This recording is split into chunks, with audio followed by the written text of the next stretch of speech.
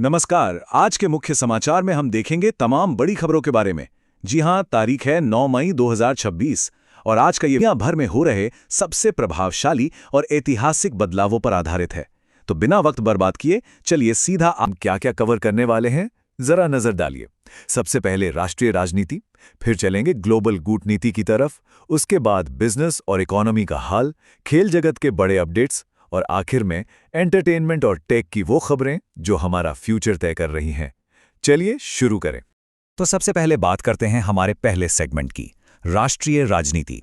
सत्ता के गलियारों में क्या कुछ बदल रहा है और हमारी रक्षा प्रणाली कितनी मजबूत हो रही है, आइए देखते हैं। देखिए, आज देश के दो बिल्कुल अलग-अलग कोनों से दो बहुत बड़े वाकई ऐतिहासिक राजनीतिक बदलाव सामने आ रहे हैं। एक तरफ पश्चिम बंगाल है, वहां पुणे 15 साल के लंबे शासन के बाद इतना बड़ा बदलाव देखने को मिला है और शुभेंदु अधिकारी पहले बीजेपी मुख्यमंत्री के तौर पर शपथ लेने जा रहे हैं। वहीं अगर हम सीधा दक्षिण की तरफ चलें तो तमिलनाडु का पॉलिटिकल सस्पेंस भी अब एकदम खत्म हो गया है। वहां टीवी के चीफ और सुपरस्टार विजय अब सीधे मुख्यमंत्री पद की कमान संभालने के लिए तैयार हैं। क्षेत्रीय राजनीति में ये बिल्कुल एक नए दौर की शुरुआत है। अब बात अगर देश की सुरक्षा और इंफ्रास्ट्रक्चर की करें तो भारत आत्मनिर्भरता के मामले में लिटरली टॉप गियर में आ चुका है। हमारे पास दो बड़ी नियुक्तियां हैं। लेफ्टिनेंट जनरल एनएस राजा सुब्रमणी को नया चीफ ऑफ डिफेंस स्टाफ यानी सीडीएस बनाया गया है और वाइस एडमिरल कृष्णा स्वामीनाथन ने नौसेना की कमान संभाल ली है। और हाँ, टेक्नोलॉजी के मोर्चे पर भी बड़ी खबर है। हमारे अपने स्वदेशी लंबी दूरी के ताराग्लाइड हथियार का पहला उड़ान परीक्षण बिल्कुल सफल रहा है। इसके साथ ही रेलवे सफर को और सुरक्षित बनाने के लिए उत्तर रेलवे में कवच एंटी कोलिजन तकनीक के विस्तार को 362 करोड़ रुपए की मंजूरी मिल गई है। ये बहुत जरूरी कदम था, राइट? जरा इस नंबर पे गौर कीजिए, 48। अब ये कोई आम नंबर नहीं है, बल्कि देश के हर कामकाजी इंसान की जिंदगी से जुड़ा है। केंद्र सरकार ने नया श्रम कोड नोटिफाई कर दिया है। इसका सीधा मतलब यह है कि अब पूरे देश में हर हफ्ते काम करने की लिमिट आधिकारिक रूप से 48 घंटे फिक्स कर दी गई है और इसके साथ साथ आपके सैलरी स्ट्रक्चर में भी बड़े बदलाव लागू हो गए हैं। तो ये सीधे आपके काम की खबर है। चलिए अब देश से बाहर निकलते हैं और आते हैं अपने दूसरे सेगमेंट पर, वैश्विक कूटनीति। दुनिया भर में जो टेंशन बढ़ रही है और लीडरशिप में जो बड़े बदलाव आ रहे हैं, वो सच में ग्लोबल स्टेबिलिटी का टेस्ट ले रहे हैं। मिडिल ईस्ट में हालात बहुत तेजी से बिगड़ रहे हैं। इसे एक चेन रिएक्शन की तरह समझिए। होता क्या है कि अमेरिकी जहाज हॉर्मुज जलडमरू मध्य से गुजरते हैं। इसके तुरंत बाद डोनाल्ड ट्रंप की तरफ से एक बहुत ही कड़ी वार्निंग आती है और फिर ईरान पलटवार करते हुए ओमान की खाड़ी में एक और ऑयल टैंकर पे कब्जा कर लेता है। अब आप सोच रहे होंगे कि इसका हम पर क्या असर ये है कि इन सब का सीधा परिणाम ये होने वाला है कि दुनिया भर में कच्चे तेल की कीमतों में एकदम से आग लगने का खतरा मंडराने लगा है। और जब हम टेंशन की बात कर ही रहे हैं तो इस नंबर को देखिए, $25 बिलियन। ताइवान की संसद ने इतना विशाल रक्षा बिल पास किया है। चीन की तरफ से जो लगातार खतरे बढ़ रहे हैं उसे देखते हुए ताइवान इस भारी भरकम बजट का इस्तेमाल लेटेस्ट मिसाइलें और एडवांस डिफेंस सिस्टम खरीदने में करने वाला है। ग्लोबल पॉलिटिक्स में बस इतना ही नहीं है, उथल पुथल हर जगह है। पूर्व अमेरिकी राष्ट्रपति डोनाल्ड ट्रंप ने एक बहुत बड़ा दावा किया है कि रूस और यूक्रेन 3 दिन के सीज फायर और कैदियों की अदला बदली के लिए मान गए हैं। वहीं अगर ब्रिटेन चलें तो वहां के प्रधानमंत्री कीर स्टारमर ने लोकल इलेक्शंस में भारी हार के बावजूद साफ कह दिया है कि वो इस्तीफा नहीं देने वाले। और यूरोप में हंगरी एक बड़े राइट विंग शिफ्ट का गवाह बन रहा है, जहां पीटर मग्यार अब नए प्रधानमंत्री बनने की तैयारी कर रहे हैं। दुनिया के हर कोने में कुछ ना कुछ बड़ा पक रहा है। अब आते हैं अपने तीसरे सेगमेंट पर, बिजनेस और इकोनॉमी। अभी हमने दुनिया भर की जो उथल पुथल देखी उसका सीधा असर हमारे बाजारों और हमारी जेब पर कैसे पड़ रहा है, आइए समझते हैं। जैसा कि हम बात कर रहे थे, मिडिल ईस्ट का वो जो जियोपॉलिटिकल तनाव है और टैंकरों की जो जब्ती हुई है, उसका सीधा फाइनेंशियल इम्पैक्ट अब हमारे सामने आ गया है। कच्चे तेल की बढ़ती कीमतों और मार्केट की अनसर्टेनिटी की वजह से भारतीय रुपया अमेरिकी डॉलर के मुकाबले सीधे 4.5 पैसे लुढ़ककर 94.67 के लेवल पर आ गया है।